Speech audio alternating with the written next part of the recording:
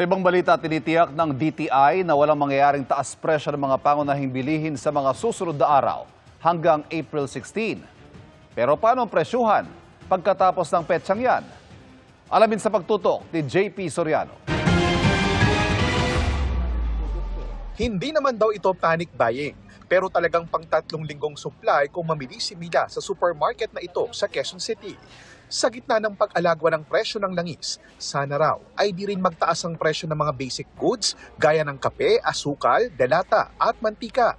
Sa sweldo ng tao, ang hirap, hindi pa tumataas. Ang hirap i-budget pero yung kailangan lang talaga. Pero ayon sa Department of Trade and Industry, nakapulong na nilang samahan ng mga manufacturers at retailers o yung mga groceries sa Pilipinas. At matapos ang kanilang meeting, ginarantayan ng DTI, wala raw magtataas sa presyo ng mga pangunahing produkto o yung mga basic goods hanggang sa mga susunod na linggo. So we will not have any price increase up to April 16. And we will keep on updating them kasi may mga ibang produkto na hanggang end of April wala pong price increase.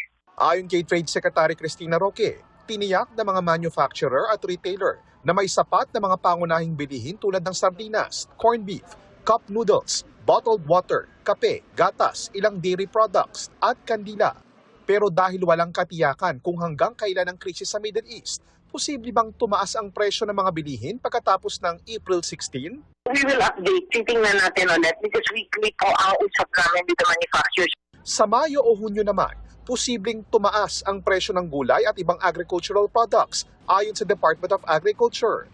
Bagaman kapakanan ng mga magsasaka ang iniisip ng DA, kailangan din daw protektahan ang mga mamimili, kaya kasama raw sa mga plano ang pag-aangkat ng mga produkto.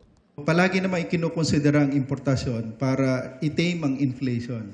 Kasi aminin natin, mas mura yung bigas, mas mura ang karning baboy, ang karning manok, kaysa dun sa pinuproduce natin. Mas importante na mayroon tayong inventaryo ng mga agricultural commodities.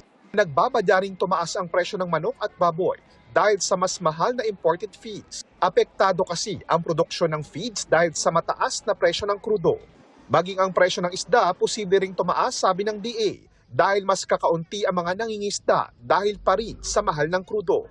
Pagdating naman sa bigas, na kay Pangulong Bongbong Marcos na ang rekomendasyon ng National Price Coordinating Council na magtakda ng 50 pesos na price cap sa imported rice para raw mapigilan ang pagtaas ng presyo nito sa mga pamilihan. Para sa GMA Integrated News, ako po si JP Soriano, nakatutok 24 oras.